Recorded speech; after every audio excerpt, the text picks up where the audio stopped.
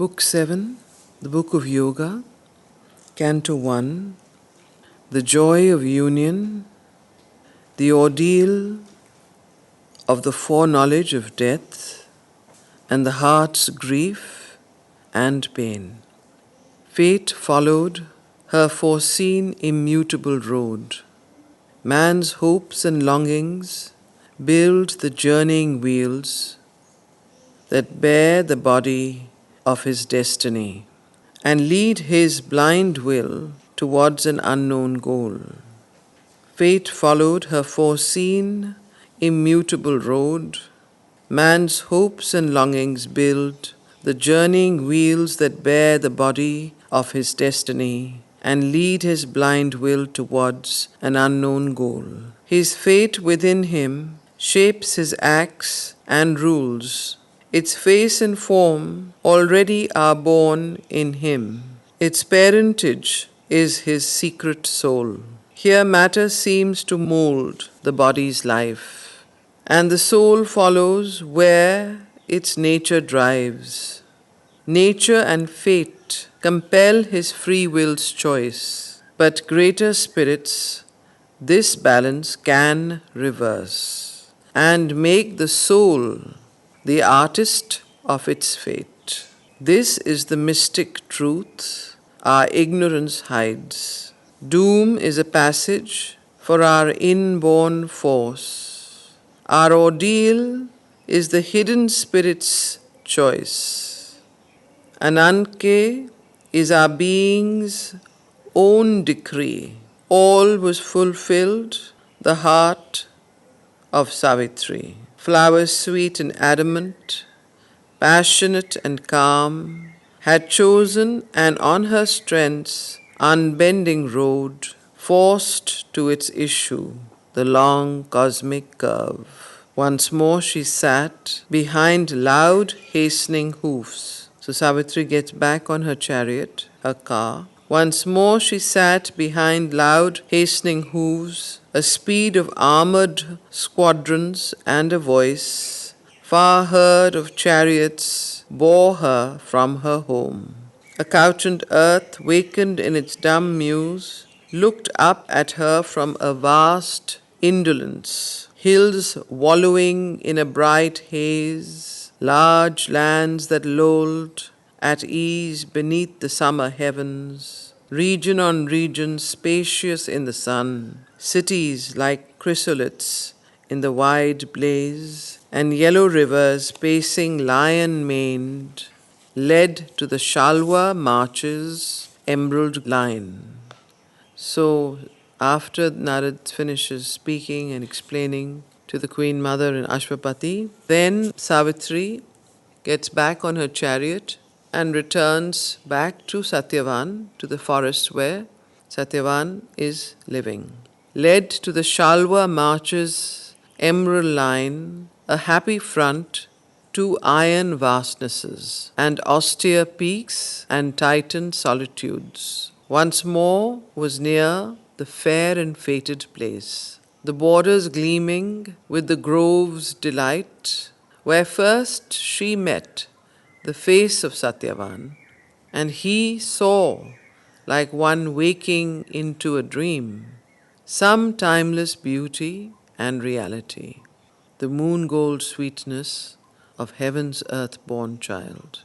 The past receded, and the future neared. Far now behind lay Madra's spacious halls, the white carved pillars, the cool dim alcoves, the tinged mosaic of the crystal floors, the tarred pavilions, the wind-rippled pools, and gardens humming with the murmur of bees, forgotten soon, or a pale memory, the fountain's splash in the white stone-bound pool, the thoughtful noontide's brooding solemn trance, the colonnade's dream, grey in the quiet eve, the slow moonrise gliding in front of night, left far behind were now the faces known, the happy silken babble on laughter's lips, and the close clinging clasp of intimate hands, and adoration's light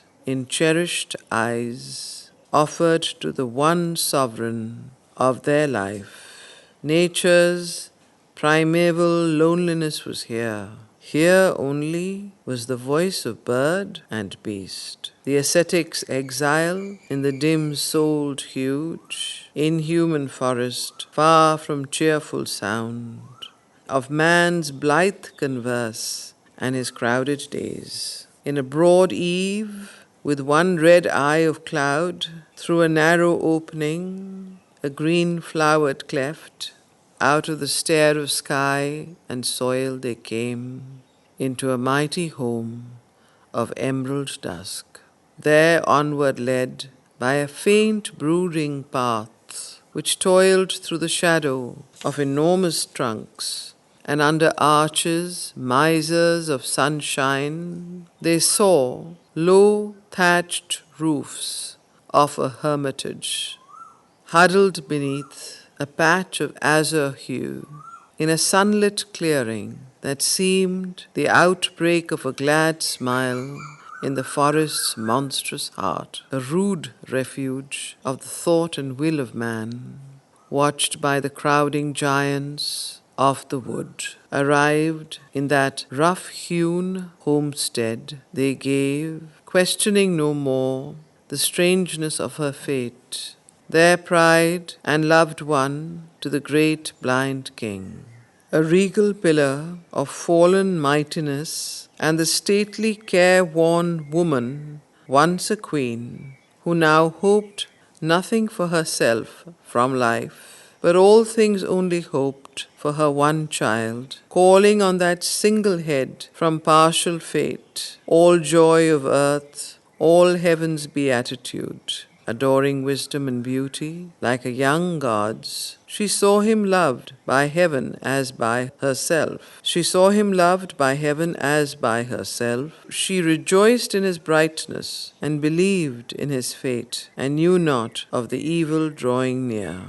So this is Satyavan's mother, who is the stately careworn queen, who was once a queen, is only interested in the fact that Satyavan has a beautiful life. She has no idea about the sorrow that is in store. She rejoiced in his brightness and believed in his fate, and knew not of the evil drawing near. Lingering some days upon the forest verge, like men who lengthen out departure's pain, unwilling to separate sorrowful clinging hands, unwilling to see for the last time a face, heavy with the sorrow of a coming day, and wondering at the carelessness of fate, who breaks with idle hands her supreme works, they parted from her with pain-fraught, burdened hearts, as forced by inescapable fate we part from one whom we shall never see again. Driven by the singularity of her fate, helpless against the choice of Savitri's heart, they left her to her rapture and her doom in the tremendous forest's savage charge. As forced by inescapable fate we part from one whom we shall never see again, driven by the singularity of her fate, helpless against the choice of Savitri's heart, they left her to her rapture and her doom in the tremendous forest's savage charge. All put behind her that was once her life, all welcomed that henceforth was his and hers. She abode with Satyavan in the wild woods. Priceless, she deemed, her joy so close to death. Apart with love she lived, for love alone. As if self-poised above the march of days, her immobile spirit watched the haste of time, a statue of passion and invincible force, an absolutism of sweet, imperious will, a tranquility and a violence of the gods, indomitable and immutable. So here she comes back and she goes to stay in the woods, in the hermitage where Satyavan is staying. So at first, to her beneath the sapphire heavens, the sylvan solitude was a gorgeous dream. an altar of the summer's splendor and fire, a sky-topped flower-hung palace of the gods. And all its scenes, a smile on rapture's lips, and all its voices, bards of happiness. There was a chanting in the casual wind, there was a glory in the least sunbeam. Night was a chrysoprase on velvet cloth, a nestling darkness or a moonlit deep. Day was a purple pageant and a hymn, a wave of the laughter of light from morn to eve. His absence was a dream of memory. His presence was the empire of a god, a fusing of the joys of earth and heaven, a tremulous blaze of nuptial rapture past, a rushing of two spirits to be one, a burning of two bodies in one flame. Opened were gates of unforgettable bliss. Two lives were locked within an earthly heaven, and fate and grief fled from that fiery hour. But soon now failed the summer's ardent breath, and throngs of blue-black clouds crept through the sky, and rain fled sobbing over the dripping leaves, and storm became the forest's titan voice. Then listening to the thunder's fatal crash, and the fugitive pattering footsteps of the showers, and the long unsatisfied panting of the wind, and sorrow muttering in the sound-vexed night, the grief of all the world came near to her. Night's darkness seemed her future's ominous face. The shadow of her lover's doom arose, and fear laid hands upon her mortal heart. So don't forget, now Savitri knows what will happen, that in a year's time Satyavan will die. So this fear, this grief, this sorrow suddenly seizes her heart. The grief of all the world came near to her. Night's darkness seemed her future's ominous face. The shadow of her lover's doom arose, and fear laid hands upon her mortal heart. The moment's swift and ruthless raced, alarmed her thoughts. Her mind remembered Narad's date. A trembling moved, accountant of her riches. Her mind remembered Narad's date. A trembling moved accountant of her riches. She reckoned the insufficient days between. A dire expectancy knocked at her breast. Dreadful to her were the footsteps of the hours. Grief came, a passionate stranger to her gate. Banished when in his arms, out of her sleep it rose at morn to look into her face. Vainly she fled into abysms of bliss from her pursuing foresight of the end. The more she plunged into love, that anguish grew. Her deepest grief from sweetest gulfs arose. Remembrance was a poignant pang. She felt each day a golden leaf torn cruelly out from her too slender book of love and joy. Each day for Savitri was like a golden leaf that was cruelly torn out from her too slender book of love and joy. She had 365 days with Satyavan, and that is why this canto is called the ordeal of foreknowledge. See, there's a reason why we don't know the fate that is in store for us, because if we were to live with the knowledge of all the things that were to happen to us beforehand, it's very difficult to take it. That is why nature veils one's destiny. But Savitri knows, she was told, and she knowingly marries Satyavan. Her deepest griefs from sweetest gulfs arose. Remembrance was a poignant pang. She felt each day a golden leaf from torn cruelly out from her too slender book of love and joy. Thus swaying in strong gusts of happiness, and swimming in foreboding somber waves, and feeding sorrow and terror with her heart, for now they sat among her bosom's guests. So sorrow and terror sat among her heart's guests, in her heart, in a chamber paced apart. Her eyes stared blind into the future's night. Out of her separate self, she looked and saw, moving amid the unconscious faces loved, in mind a stranger, though in heart so near. The ignorant, smiling world go happily by, upon its way towards an unknown doom, and wondered at the careless lives of men, as if in different worlds they walked, though close. They, confident of the returning sun, they wrapped in little hours, hopes and tasks. She, in her dreadful knowledge, was alone. The rich and happy secrecy that once enshrined her, as if in a silver bough, apart in a bright nest of thoughts and dreams, made room for tragic hours of solitude and lonely grief that none could share or know, a body seeing the end too soon of joy and the fragile happiness of its mortal love. Her quiet visage, still and sweet and calm, her graceful daily acts were now a mask.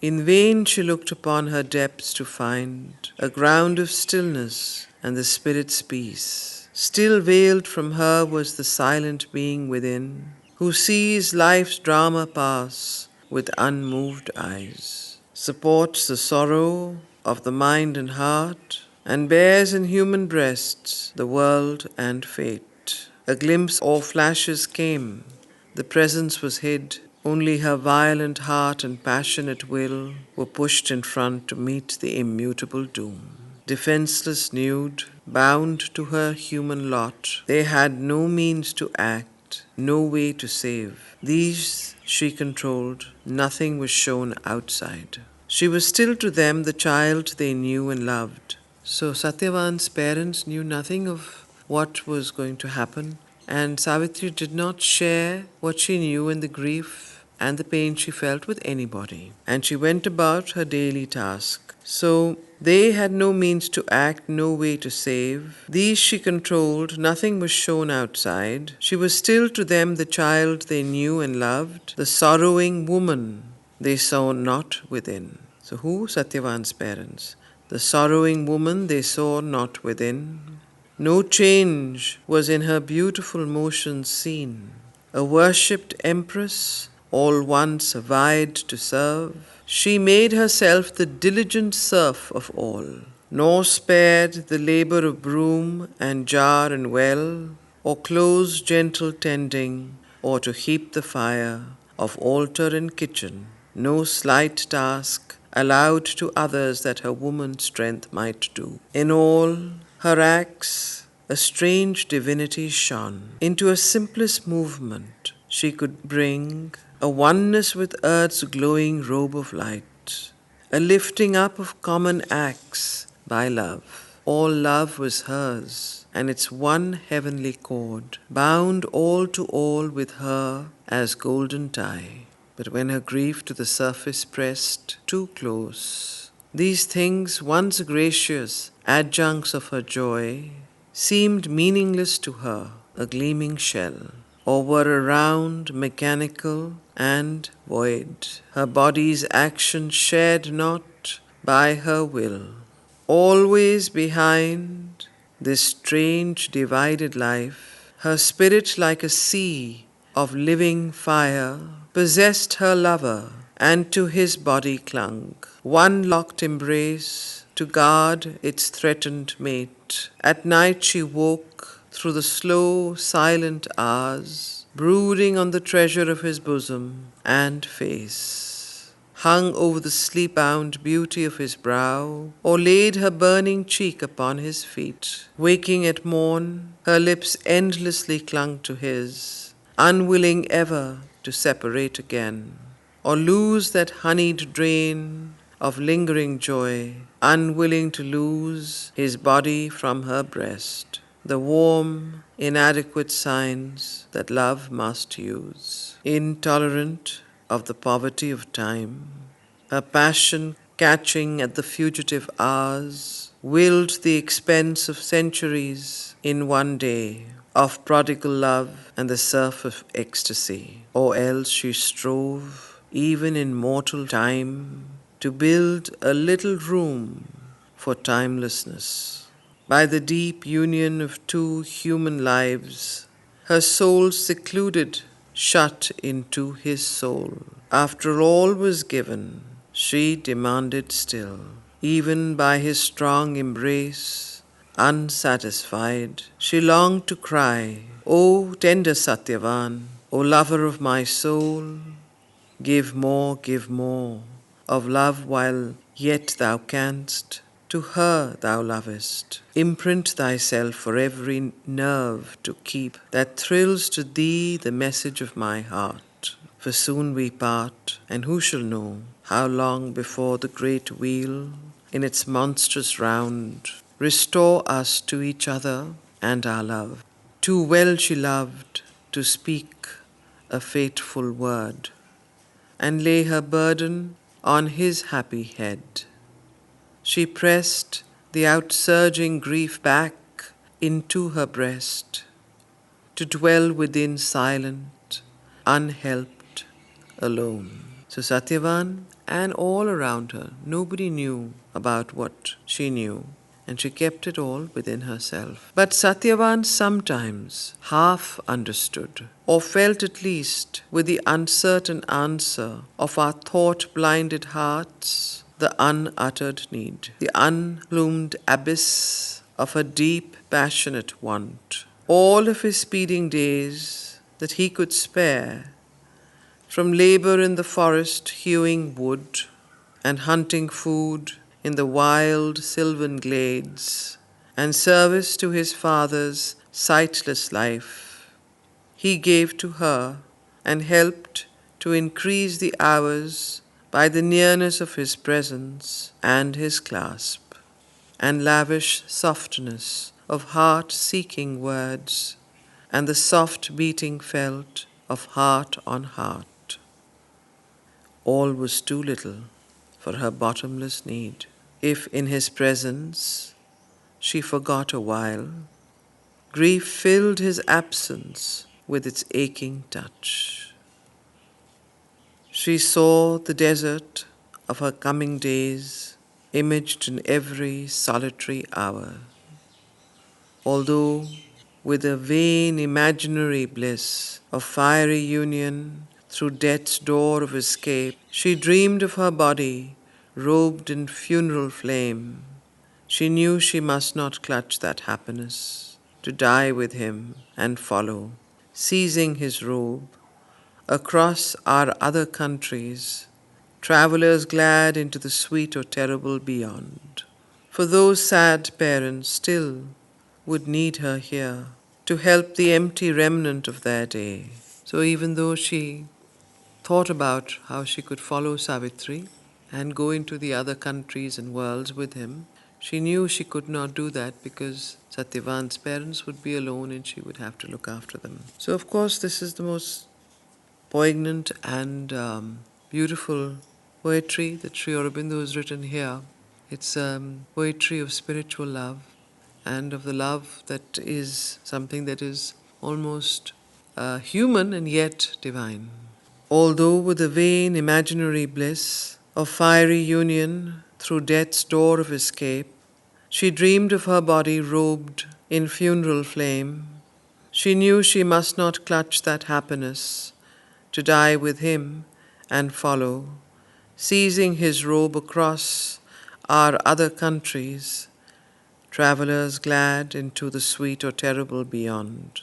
For those sad parents still would need her here to help the empty remnant of their day. Often it seemed to her the age's pain had pressed their quintessence into her single woe. Often it seemed to her the age's pain had pressed their quintessence into her single woe, concentrating in her a tortured world. Thus, in the silent chamber of her soul, cloistering her love to live with secret grief, she dwelt like a dumb priest with hidden gods, unappeased by the wordless offering of her days, lifting to them her sorrow like frankincense, her life the altar, herself the sacrifice. yet ever they grew into each other more. Yet ever they grew into each other more, until it seemed no power could rend apart, since even the body's walls could not divide. For when he wandered in the forest, oft her conscious spirit walked with him, and knew his actions, as if in herself he moved. He, less aware, thrilled with her from afar. Always the stature of her passion grew, grief, fear became the food of mighty love. Increased by its torment, it filled the whole world. It was all her life, became her whole earth and heaven. Although life born, an infant of the hours, immortal it walked, unslayable as the gods. Her spirit stretched, measureless in strength divine. So in a way, this year that Savitri spent with Satyavan, you can see kind of yoga and the kind of inner alchemy, kind of she was herself turning into gold. She was herself becoming ready for what she had to do afterwards. It was her own tapasya that Sri Aurobindo describes here. Always the stature of her passion grew, grief, fear became the food of mighty love. Increased by its torment, it filled the whole world. It was all her life, became her whole earth and heaven. Although life born, an infant of the hours, immortal it walked, unslayable as the gods. Her spirit stretched, measureless in strength divine, an anvil for the blows of fate and time. Or tired of sorrows, passionate luxury, grief's self became calm, dull-eyed, resolute, awaiting some issue of its fiery struggle, some deed in which it might forever seize, victorious over itself and death and tears. The year now paused upon the brink of change. No more the storm sailed with stupendous wings, and thunder strode in wrath across the world. But still was heard a muttering in the sky, and rain dripped wearily through the mournful air, and grey, slow drifting clouds shut in the earth. So her grief's heavy sky shut in her heart. A still self hid behind, but gave no light. No voice came down from the forgotten heights. Only in the privacy of its brooding pain, her human heart spoke to the body's fate.